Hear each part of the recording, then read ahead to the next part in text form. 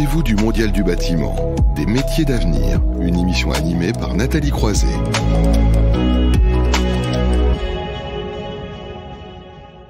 Dans cette séquence, nous zoomons évidemment sur des métiers. On parle souvent ici de pénurie de main-d'œuvre, donc on voit aussi des métiers où il y a un vrai besoin et vraiment aller chercher aussi des nouveaux arrivants, comme on en parlait. Mais il y a aussi une nouvelle approche de la formation et notamment, on va parler du CFA de demain.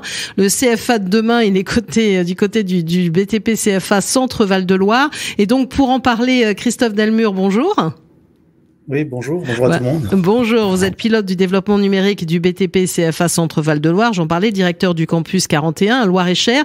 Et donc vous avez un capitaine aussi de l'équipe pro dans l'histoire qui est Michael Tassin, bonjour. Bonjour. Bonjour, alors quelques mots chacun pour vous présenter. Christophe Delmure tout d'abord. Donc effectivement, Christophe Delmure, donc directeur du CFA du bâtiment du Loire-et-Cher, mais aussi pilote pour l'association régionale du développement numérique, surtout sur ces aspects pédagogiques. Et donc l'idée, c'est d'innover dans nos établissements avec un outil et des outils qui utilisent les ressources numériques. Très bien. Et Michael Tassin, donc vous êtes capitaine de l'équipe, vous, c'est ça? Oui, alors je suis au BTP CFA Indre-et-Loire, moi, et donc je suis responsable du lab numérique qui se trouve au sein de BTP CFA Centre Val-de-Loire et j'étais capitaine de l'équipe qui a présenté le projet Lab Connect au trophée de l'innovation. Voilà, vous y arrivez justement à ce sujet, puisqu'ici on en avait parlé, il y a une micro-coupure, donc je vous reprends derrière. Vous en avez parlé de ces trophées de l'innovation du WinLab, porté par le 3CA BTP, on en avait parlé ici même dans cette émission, et donc vous êtes grand prix du jury avec ce projet Lab Connect. Alors qu'est-ce qu'il y a derrière ce projet? En fait, d'abord, je vais me tourner vers Christophe Delmure, s'il est bien avec moi, c'est de transformer les fameux CRAF, un centre de ressources et d'aide à la formation en lab. C'est ça la base de la réflexion de ce projet? Effectivement, alors c'est un projet qui centre dans une approche un peu historique, puisque je dirais que depuis 3 ans, on réfléchit à rénover notre ingénierie et notamment cet outil qui était le CRAF, alors un acronyme qui était un peu barbare et pas très heureux quand même, voilà, pas très explicite en tout cas, et qui fait qu'aujourd'hui on a cette réflexion s'est portée donc dès 2018 à l'idée de transformer ces espaces pour, en fait, si on devait faire l'analogie, ça ressemble à des CDI dans un collège, un lycée pour le grand public, mais l'idée c'est effectivement d'en faire un lieu où on va s'autoriser à innover, à penser autrement les parcours de formation dans le CFA. Donc on était bien avant, pour ceux effectivement à qui ça fait écho, avant la réforme professionnelle, la formation professionnelle qui s'est mise en œuvre en 2020. Donc 2 ans avant, on commençait déjà à se questionner et à dire ces espaces, il faut qu'on les repense autrement, etc. Et déjà commencer par leur donner un autre nom, que ça ait du sens pour tout le monde. Et effectivement, très vite a émergé l'idée de la notion de lab, avec l'idée que c'est un espace, on doit expérimenter, on doit innover, on doit oser des choses, qu'elles réussissent ou qu'elles échouent, peu importe, l'important c'est d'essayer de dépoussiérer notre modèle et d'interroger ce modèle. Alors on va en parler de ce modèle, mais Michael Tassin, vous-même vous avez été CRAF, responsable du CRAF pour résumer, et vous le dites un peu, c'est un poste qui est un peu ingrat quand même. Oui, c'est vrai. Alors moi j'étais relativement jeune dans le poste. Ah, je pense qu'on a une micro-coupure. C'est dommage, parce qu'on a du mal à vous suivre. On vous entend? Ouais, vous m'entendez là? Ouais, allez-y. Je vais peut-être revoir ma connexion juste après, mais donc je disais, moi j'étais relativement jeune dans le poste de responsable CRAF, contrairement à mes collègues des 4 autres CFA qui sont en poste depuis une vingtaine d'années. Et en échangeant beaucoup avec eux, c'est vrai que ce sont des postes où on est assez isolé parce qu'on est tout seul à occuper cette fonction. Une fonction qui est pas toujours très bien comprise de la part des collègues et pas toujours très bien valorisée. Donc, une des premières mises en œuvre qu'on a fait en tant que responsable de CRAF pour échanger, parler, échanger nos expériences et mutualiser nos compétences. Voilà, il y a encore des micro-coupures. On va voir si on vous retrouve après ou éventuellement on finit par téléphone. On a parfois la difficulté. Comme quoi, la technique, parfois, on crée des labs, mais c'est pas toujours très simple. Alors, je vais repasser la parole à Christophe Delmure, pendant que vous voyez un petit peu votre connexion, Michaël Tassin.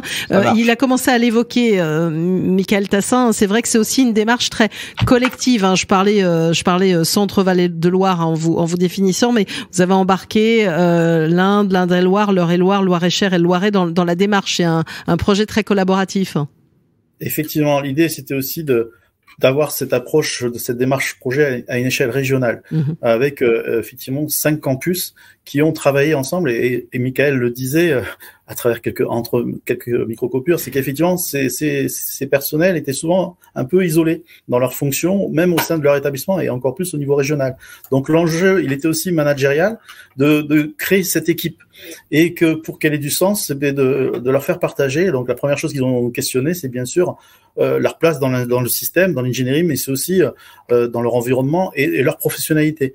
Donc le travail était vraiment fondamental de créer cette cohésion régionale, effectivement, et d'avoir une démarche collaborative, parce qu'effectivement, on le sait tous, le collectif sera toujours plus fort que l'individu et qui doit entraîner, et c'est bien ce qu'on espère, c'est cet effet de dynamique, de synergie collective qui va pouvoir nous aider à transformer nos labs et plus largement, mais on y reviendra après, dans les perspectives, c'est qu'effectivement d'avoir une dynamique bien plus large que au-delà des labs tels qu'ils sont aujourd'hui. Au-delà des labs. Et alors, je crois aussi que voilà, vous avez travaillé entre vous. Vous êtes peut-être allé chercher quand même quelqu'un aussi qui vous a éclairé dans votre réflexion, c'est ça, sur le lab. Vous n'avez pas fait ça tout seul? Bien sûr, l'important c'est de ne pas être centré que sur soi-même. Et peut-être que une façon d'interroger nos organisations, nos représentations, c'est peut-être d'aller chercher un regard externe. Effectivement, on a bénéficié de l'accompagnement d'une consultante qui nous a permis d'avoir une approche analytique, mais introspective aussi sur ce qu'on fait, mais aussi de perspective pour pouvoir identifier ce que l'on souhaite faire et comment. Et ce travail-là a donc été mené avec cette consultante et avec les responsables pédagogiques des 5 campus. C'est pas du tout un travail, comme on l'a dit, solitaire, c'est un travail d'équipe des responsables de lab, mais aussi de responsables pédagogiques, et le tout encadré avec un regard extérieur, parce que parfois, en étant trop centré sur soi-même, auto-centré, il faut être en mise à distance par rapport à notre quotidien pour pouvoir ouvrir nos perspectives. Alors, Michaël Tassin, est-ce qu'on vous a retrouvé au niveau de la connexion pour nous en dire un peu plus sur ce projet qui a été lancé il y a 4 ans, c'est ça? Oui. Alors, juste pour reprendre, c'est vrai qu'on mutualise beaucoup de choses. Même la connexion, ça doit être Christophe qui me prend toute la connexion. C'est pour ça que ça marche mal. Vous auriez dû vous mettre dans le même bureau. Certains l'ont fait. Ben oui, mais on est quand même séparés d'une 50aine de kilomètres. Ah oui, quand même. Oui, là, ça aurait pas été simple. Oui. Donc, au niveau bilan carbone, c'est pas terrible. Donc, très bien. Chacun dans son bureau. Non, tout à fait. Excusez-moi, du coup, je vais bien que vous me repatiez. Oui, je parlais du projet lancé il y a 4 ans. Vous pouvez rebondir aussi sur l'idée de la mutualisation. J'ai posé la question à Christophe Delmure le temps que vous retrouviez aussi votre connexion, mais. Oui, alors sur la mutualisation, en fait, là, à l'heure actuelle, il y a un gros point sur lequel on est en train de travailler, et c'est assez représentatif justement de la direction dans laquelle on veut aller. Donc les CRAF, qui sont devenus maintenant des labs, étaient au départ des centres de ressources. Donc qui dit centre de ressources dit ressources, à la fois ressources papier, puisque on a des abonnements, des livres techniques, etc., mais aussi des ressources numériques. Et plutôt que d'avoir chacun nos propres ressources dans nos CFA, l'idée c'est de pouvoir mutualiser l'ensemble de ces ressources pour que l'ensemble du personnel de BTP CFA Centre puisse savoir à l'instant T quels sont l'état de nos ressources sur un sujet précis, par exemple les échafaudages. Un formateur qui recherche des informations sur les échafaudages va pouvoir consulter une plateforme qui regroupe l'ensemble de nos ressources, savoir où se trouve précisément la ressource, est-ce qu'elle est papier, numérique, et du coup pouvoir se la faire rapatrier en cas de besoin. Et donc ça, c'est vraiment central. C'est une mutualisation des connaissances, des expériences. Et évidemment, puisqu'on parle de lab, il y a beaucoup de connexions dans tout ça. Vous avez acquis aussi des équipements. Alors oui, effectivement. Donc historiquement, le lab, c'est un petit peu l'endroit où se situait la salle informatique, sur laquelle on travaillait au départ essentiellement de la bureautique, l'usage de Word, Excel, enfin les traitements de texte, etc. On ouvre évidemment ces outils numériques à l'usage maintenant des maquettes 3D, du BIM, puisque cela fait partie maintenant des référentiels. On travaille aussi sur de la modélisation, parce que certes, nos jeunes, notamment en CAP, n'ont pas forcément besoin de dessiner, c'est pas l'objectif de la formation. Mais par contre, on s'aperçoit que en passant par le dessin, ils ont une meilleure compréhension après de la visualisation de la maquette 3D. Donc ça c'est une des évolutions qu'on a. Et puis on s'est équipé, puisque maintenant les jeunes savent modéliser, notamment d'imprimantes 3D, ce qui nous permet d'imprimer ce que les jeunes modélisent. C'est plutôt très intéressant. Et puis on a aussi d'autres équipements comme du matériel qui permet de travailler en collaboration. On a un grand écran tactile qui permet de faire de la collaboration autour de projets. Et on a d'autres équipements qui arrivent bientôt, notamment l'achat d'un drone pour pouvoir faire de la formation autour du pilotage de drones. Je pense aux couvreurs à qui ça permet d'aller constater l'état d'une toiture ou d'une gouttière. Laser, oui. Oui, je crois qu'on vous avait encore une micro-coupure. Je crois qu'on vous entendait plus, mais on vous entend encore. Allez-y. Je sais pas du coup, qu'est-ce que vous avez entendu? Vous étiez sur les drones, etc., sur les techniques. Voilà, c'est bon. les drones pour la formation, pour intégrer ça dans la formation, par exemple de nos couvreurs, pour aller contrôler l'état des toits, des gouttières, etc. Mais aussi là, je me suis renseigné il y a pas très longtemps sur une découpeuse laser, ce qui nous permet en fait nous de pouvoir compléter au fur et à mesure notre équipement du lab qui Alors, je pense qu'on a à nouveau perdu. Peut-être Christophe Delmure peut rebondir sur cet aspect virtuel aussi, qui est majeur, dont on parle de plus en plus. Enfin, ici, même depuis ce matin dans l'émission, on parlait du numérique, mais pas le numérique pour le numérique. Il faut que ça soit un outil, et typiquement un outil d'apprentissage qui est quand même central dans ces métiers. C'est ça. C'est qu'effectivement, les outils numériques, aujourd'hui, intègrent pleinement nos formations, et les labs sont le lieu, la porte d'entrée, je dirais. Et effectivement, Michael évoquait les outils, les maquettes numériques, les impressions 3D, des casques de réalité virtuelle. Par exemple, aujourd'hui, les jeunes sur les campus qui ont de la métallerie ont accès à des masques pour permettre d'apprendre à souder de façon virtuelle, mais de façon très précise, avec un certain nombre de capteurs qui permettent d'identifier si les angles, si la durée de soudage suffisante. Donc, c'est très précis, et ça permet effectivement d'être dans un acte à la fois pédagogique, bien sûr, de formation, mais innovant, parce qu'avec des ressources qui permettent aussi d'être vigilant sur la sécurité, bien sûr, parce que c'est le première étape d'apprentissage, un peu comme pour le permis de conduire, etc., se fait peut-être dans des simulateurs. Et donc, c'est bien en ce sens que le lab est justement mis en œuvre pour solliciter, pour intégrer ces nouveaux outils et ces nouvelles pratiques pédagogiques, de façon à rendre à la fois innovant, attractif, mais surtout plus performant les actes de formation qui sont notre mission première. Mais avoir ça de l'extérieur aussi, ça vous a nécessité quand même de déployer des moyens aussi. C'est ça, mais c'est vrai, mais du coup, ça a du sens quand on va voir un financeur, quand on y va régionalement, en disant que ça s'intègre dans un projet collectif. C'est pas juste pour un établissement. Et là, effectivement, on parlait tout à l'heure des écrans numériques interactifs ou des imprimantes 3D. Les 5 campus ont été équipés de la même façon, parce que derrière, s'équiper d'un outil, il faut surtout avoir des projets. Les outils n'ont aucun sens si derrière, surtout en amont, on n'a pas un projet. Et c'est bien sur ça qu'on a travaillé. Notre stratégie, c'était de construire un projet, d'identifier les outils ressources et après d'aller chercher les financements. Mais je crois que c'est ce qui nous a appris à convaincre nos financeurs. Et puis là, dans le cadre du trophée WinLab, de convaincre là le jury qu'effectivement le collaboratif, le collectif, comme je disais tout à l'heure, sera toujours plus performant et surtout plus convaincant, que ce soit pour financer ou pour, dans ce cadre-là, remporter ce trophée. Alors, Michael Tassin, vous nous entendez à nouveau? Peut-être commenter ce que vient de dire Christophe Delmure, si vous êtes avec nous? Oui, tout à fait. Enfin, effectivement, la force du collectif, c'est ce sur quoi on s'appuie au quotidien. Je pense que, d'ailleurs, je commence moi à recevoir des appels de collègues responsables CRAF encore du coup, d'autres régions qui sont très intéressés par notre projet.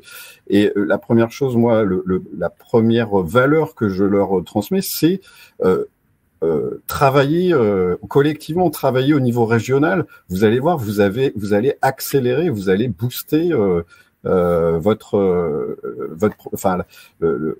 projet. Ça va aller beaucoup plus vite, quoi.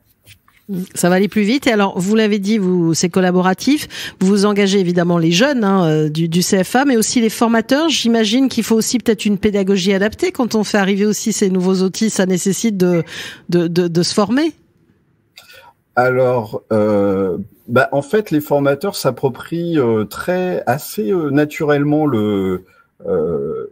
l'usage du lab, parce que déjà, en fait, alors c'est vrai que là-dessus, on a un peu d'avance. On a énormément de nos formateurs qui savent déjà modéliser. Et c'est vrai que la modélisation au sein du lab, c'est quand même un élément hyper important, parce que si on veut passer par l'impression 3D derrière, on doit savoir un minimum modéliser. Alors, donc, la plupart de nos formateurs métiers savent aujourd'hui utiliser un modeleur 3D et savent modéliser à peu près ce dont ils ont besoin. Et puis après, moi, j'interviens parce que j'ai un peu plus de compétences sur une amélioration du prototype. Et puis, on fonctionne par prototypage, différentes étapes.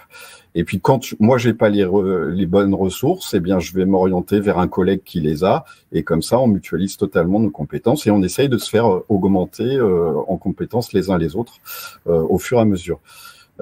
Et ça, c'est donc à la fois vrai pour la modélisation, mais on travaille à l'heure actuelle aussi sur un petit peu d'électronique avec la domotique et choses comme ça.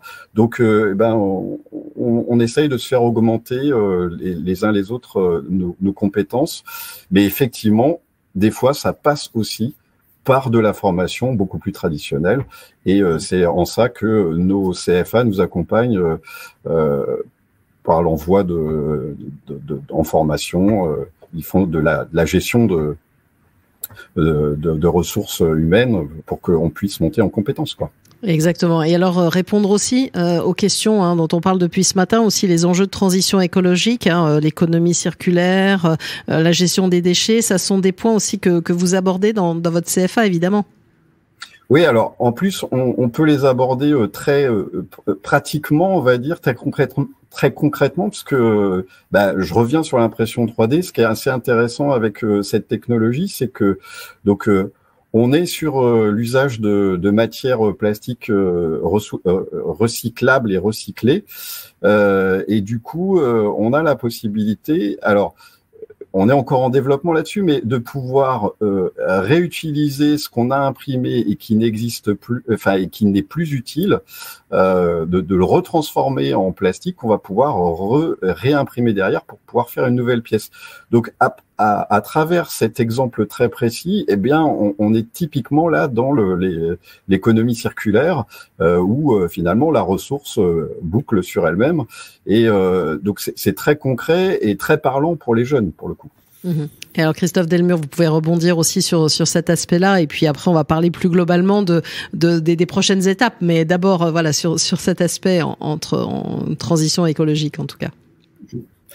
Effectivement, la grande transition qu'on peut citer, c'est passer de CRAF, un centre d'aide à la formation, à un lieu de formation, et qu'effectivement sensibiliser, former, accompagner les jeunes sur cette prise de conscience qui est forcément obligatoire pour tout le monde dans la société, mais particulièrement pour le secteur du BTP, d'identifier qu'on a tous notre rôle à jouer, tous les acteurs, quel que soit son niveau d'intervention, et effectivement de les sensibiliser à travers, parce que ces labs, c'est aussi des matériothèques pour apprendre à identifier les produits qui on va dire, sont peut-être à privilégier dans le cadre de ces enjeux qui sont environnementaux, qui sont là, et c'est pas demain, c'est aujourd'hui, et qu'effectivement, comment eux, ils peuvent y intervenir, que ce soit dans le cadre d'un CAP, d'un BP, d'un bac pro, d'un BTS et même d'une licence, comment, en tant qu'acteur, voire décideur dans les prescriptions, on peut être un levier pour essayer d'être meilleur que ce que l'on a pu être par le passé. En tout cas, ça c'est un bel enjeu pour nos centres de ressources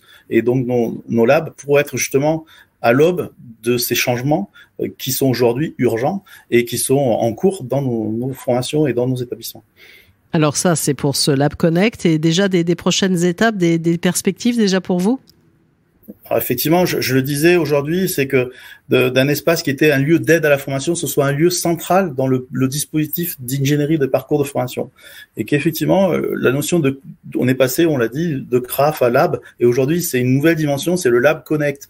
Et connecté, parce que bien sûr, connecté aux outils numériques, mais aussi connecté aux autres labs qu'on souhaite développer dans les CFA. Donc, c'est-à-dire des labs, par exemple, un lab qu'on appelait Lab EOS pour l'enseignement objectif spécifique, pour tous les jeunes qui arrivent dans nos établissements, qui sont issus d'une migration récente, qui maîtrisent parfois difficilement le français. Mais comment ces jeunes, dans ce laboratoire, dans ce lab, on va pouvoir les accompagner, avoir une ingénierie, des ressources humaines, mais aussi des ressources numériques, pour les accompagner au mieux dans leur parcours de formation.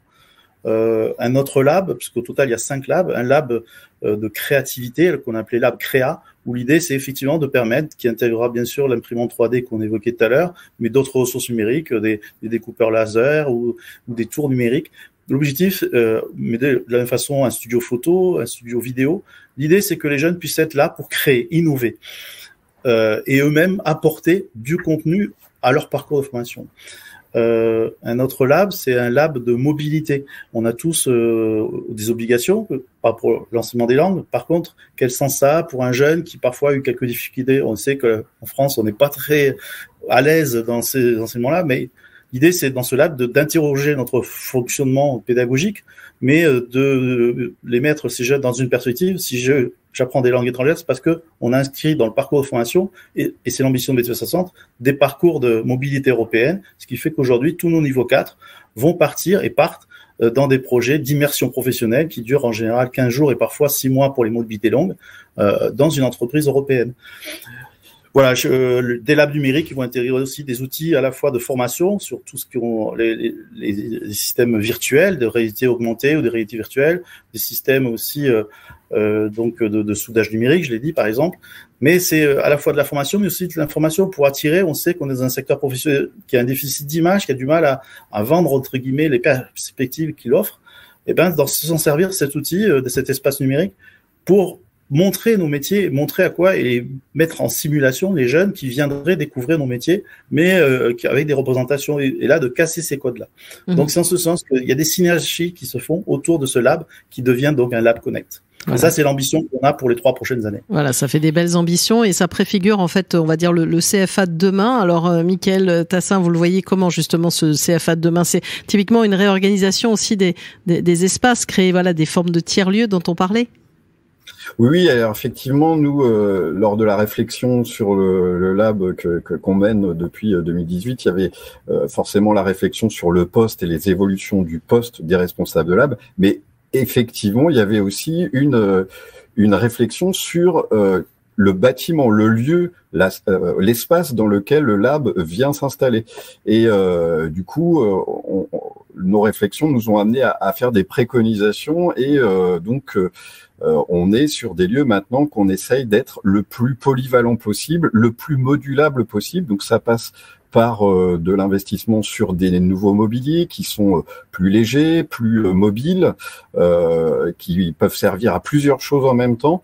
Et l'idée, c'est dans ces labs de pouvoir créer des espaces très rapidement, créer et puis les défaire à partir du moment où on n'en a plus besoin, pour pouvoir refaire un nouvel espace à la place. Et puis, alors ça, c'est très intéressant parce que ça s'ancre aussi dans une politique là qui touche l'ensemble de BTP CFA Centre, c'est que certains CFA qui sont vieillissants, je pense notamment au mien, BTP CFA Indre-et-Loire, eh bien, on va mener d'ici 2 ou 3 ans une grande restructuration. Donc, la place du lab en tant qu'espace et bâtiment va être entièrement revu au vu des préconisations qu'on a fait, et on va pouvoir pousser les murs, mieux connecter le lab aux ateliers et aux salles d'enseignement général pour en faire un espèce de hub, un espèce de point de passage où on vient se confronter à la technologie, à l'innovation, on vient apprendre, on vient tester, on vient innover. Alors, quelques mots en conclusion, Christophe Delmur. Oui, alors effectivement, là, on a beaucoup parlé de la place du lab dans notre établissement. L'idée aussi, c'est d'en faire un tiers-lieu, ce que vous avez évoqué, mais qui soit ouvert aussi au reste de la société. Et l'idée étant, c'est que de le rendre accessible. Bien sûr qu'il est accessible en premier lieu pour les formateurs, les apprenants des CFA. Il est aussi pour d'autres acteurs, pourquoi pas le monde associatif, des établissements scolaires qui seraient autour de nos établissements.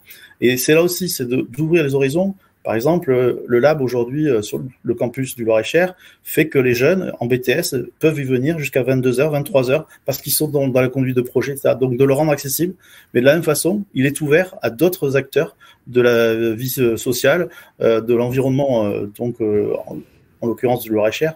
Mais l'idée c'est ça, c'est d'ouvrir nos horizons tant sur le champ de la formation que de la place des campus au sein de la société dans laquelle ils évoluent. Et ben voilà, on comprend pourquoi vous avez eu ce grand prix du jury des trophées de l'innovation du WinLab porté par 3 CABTP, donc autour de ce projet Lab Connect qui préfigure le CFA de demain. Merci Christophe Delmur qui a été donc pilote, on va dire, du développement numérique de ce projet pour le BTP CFA Centre Val de Loire, et à Michael Tassin qui était l'équipe, le capitaine de cette équipe qui a réuni donc des formateurs, on l'a dit, de plusieurs départements. Merci beaucoup à tous les deux. On va marquer une courte pause et puis on aura la séquence améliorer nos lieux de vie. On va parler des enjeux de la ventilation et de la qualité de l'air intérieur.